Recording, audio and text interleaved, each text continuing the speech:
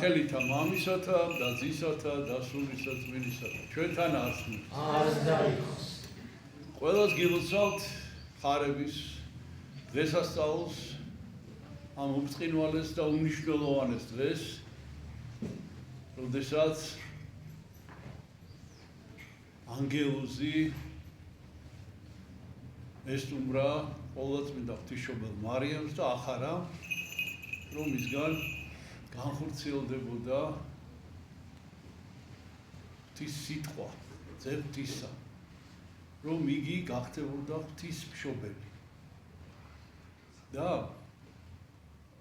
ამითი ახარა კაცობრიობას, რომ მალე მოევლინებოდა სამყაროს ხსნელი, რომელიც გამოიხსნიდა ამ გატანჯულ ადამიანებს.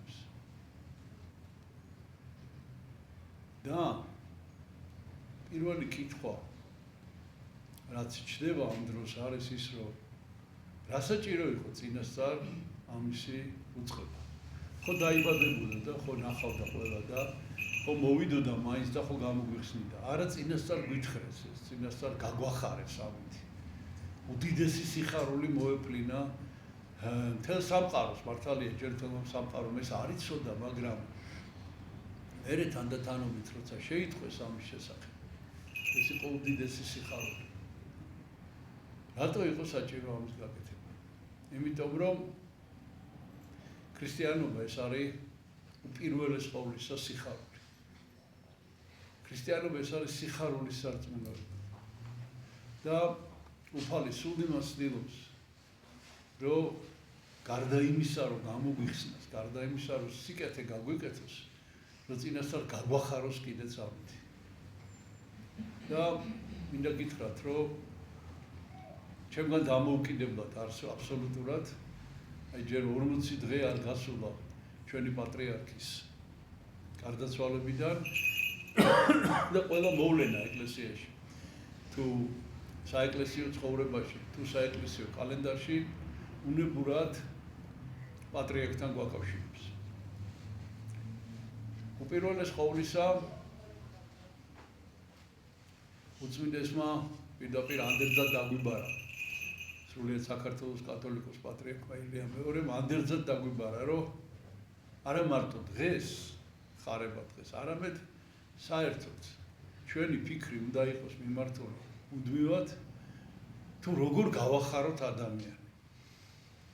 აი თქვენ ყველა უნდა ფიქრობდეთ იმაზე. ძირითადად თქვენი ფიქრის საგანი უნდა იყოს როგორ გაახაროთ ადამიანი. ნებისმიერ შემთხვევაში შეიძლება ეს ადამიანი სულაც არ ესახურებს ამას, მაგრამ თუ კარგად მოიფიქრებ ადამიანი, ყოველთვის შეიძლება რაღაც ისეთის მოფიქრება, რომ ადამიანი გაახარო და შესაბამისად გახარებული ადამიანი ხდება უკეთესი, უკეთესობისკენ შესროლა. მაგრამ ჩვენ პატრიარქმა გითხრა კიდევ რაღაც ერთი ძალიან მნიშვნელოვანი რამ. საშინელი რაღაცა, საშიში რაღაცა გითხრა, მაგრამ თუ დავუკვირდებით, ეს არის ძალიან დიდი სიხარულის მაუწყებელი.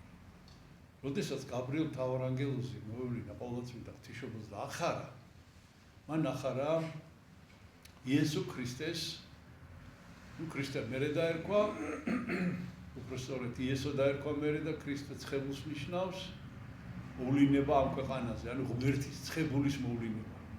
ანუ მისი პირველი მოსვლა, ღმერთის პირველი მოსვლა დედამიწაზე. და მიუხედავად იმისა, რომ თითქოს აი ამზე კარგი რა უნდა გაეღოთ კაცობრიობას, სახარებაში წერია ასე, რომ ეს რომ შეიტყვეს, შეძრწუნდა მეფე იროდი და მთელი იერუსალიმი მისთან. აი ქრისტე მოდის და რამ შეძრწუნა მეფე იროდი და მთელი იერუსალიმი. შეძრწუნა იმან, რომ ცოდვილი ადამიანები იყვნენ და იცოდე, რომ ღმერთი თუ მოვიდოდა, ამ ცოდვების მოეკითხებოდათ. და სწორედ ესე არის ეხლაც. ჩვენ პატრიარქმა გვახარა ქრისტეს მეორედ მოსვლა. სულ რამდენიმე დღით ადრე, სანამ ეს კოვიდის ეს ეპიდემია დაიწყე, უკაცრავად ეს ეპიდემია დაიწყებოდა, ანუ ეს პანდემია ზუსტად 2 თუ 3 დღის ადრე გითხრა, რომ მეორედ მოსვლა დაიწყო. ესე იგი, ერთის მხრივ საშიში არის, რა თქმა უნდა, ყველას ეშინია მეორედ მოსვლის, მაგრამ არ არის არაფერი საშიში ამაზე. რაზე არის? რა უნდა გვეშინოდეს, რომ ქრისტე მოდის დედამიწაზე. ეშინოდეს იმას, ვინცაც ქრისტესი არ ჯერა და ვინც ცოდვების ჩადენას ამჯობინებს ღმერთის რწმენაზე. ჩვენ ისი უნდა გვეშინოდეს, ჩვენ უნდა გვიხარდეს. ასე რომ ეს ხარება ეკუთვნის ქრისტეს პირველ მოსვლასაც დედამიწაზე. და იმასაც, როდის იქნება არ ვიცით, მაგრამ აუცილებლად იქნება და აი წინასწარ ჩვენ ვიმზადებით ამისთვის.